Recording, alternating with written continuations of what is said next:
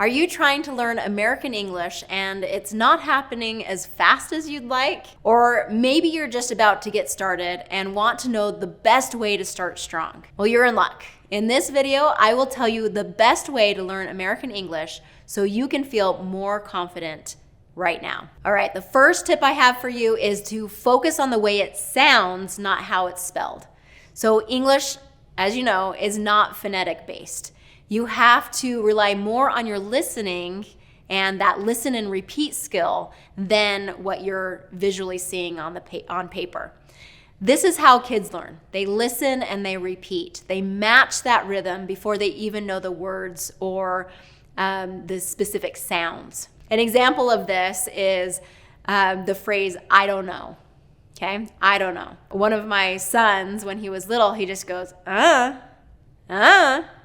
Okay, he just kind of used that rhythm. He picked up on the rhythm of that, I don't know, okay, So as you kind of rely more on that listening skill, it really will help you improve that. One tool that I have for you is youglish.com. So this is part of YouTube, and what they do is you can type in a phrase or a word and it will pull up all these videos, and you can choose, do you want the US accent? Do you want the Australian accent or the British English accent? And you can choose the accent that you want to hear and the phrase you want to hear it in. So you can type in a phrase like, I don't know, and you will hear a variety of ways that people use it in videos and native speakers use it. Okay, it's really interesting, and what you can do is then use that tool to be able to focus more on how it sounds. So if you have these common phrases or words that really are tricky for you, you can hear how others are doing it so that you can repeat it and match what they're saying. Another strategy for you is to take the marathon approach. Small steps taken consistently lead to huge results over time. Okay, I love this concept of the compound effect. Okay, small steps taken consistently over time lead to enormous results. So you aren't going to learn how to speak American English overnight. So create a small daily habit that you can do consistently. Build one small habit on top of another and on top of another, and just build that on top of what you're already doing. A habit that I always encourage my students at Pronunciation Pro to do is to read out loud every day for 2 minutes, using the 3 easy tips of slow down, move your mouth, speak up, and to just kind of bring that deliberate practice into their daily routine. Okay, everyone has 2 minutes. You can spare 2 minutes to read out loud and do that practice. If you set that small, consistent step into place, then you'll be amazed at over time, in even just a short amount of time, in weeks, in a month, even 2 months, 3 months.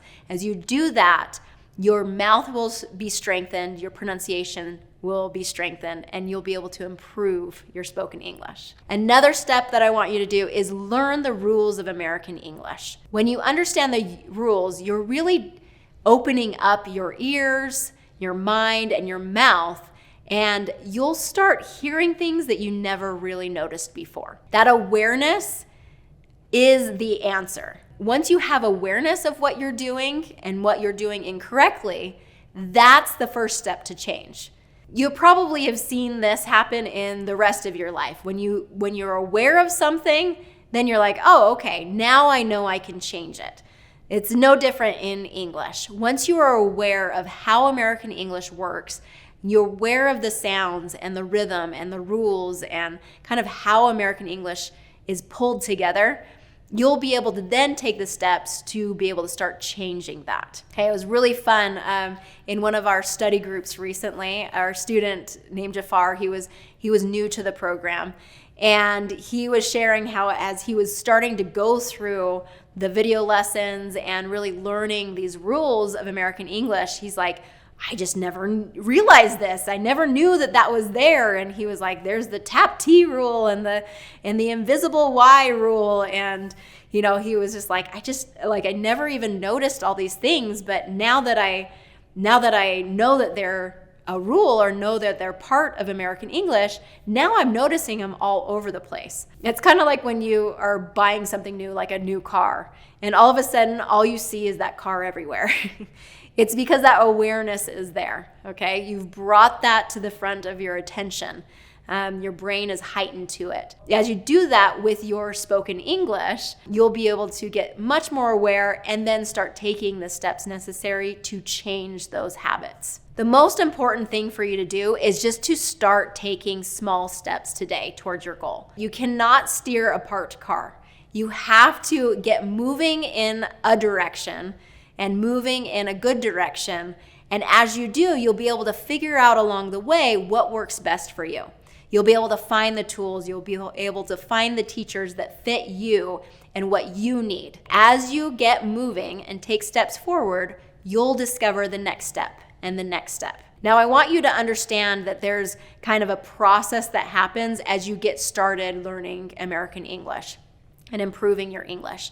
Okay, so at first you're gonna come in saying, I don't really know what I'm doing wrong. I just know that people are asking me to repeat myself. So you're being asked to repeat yourself. You're not sure what you're doing wrong. There's not that awareness there.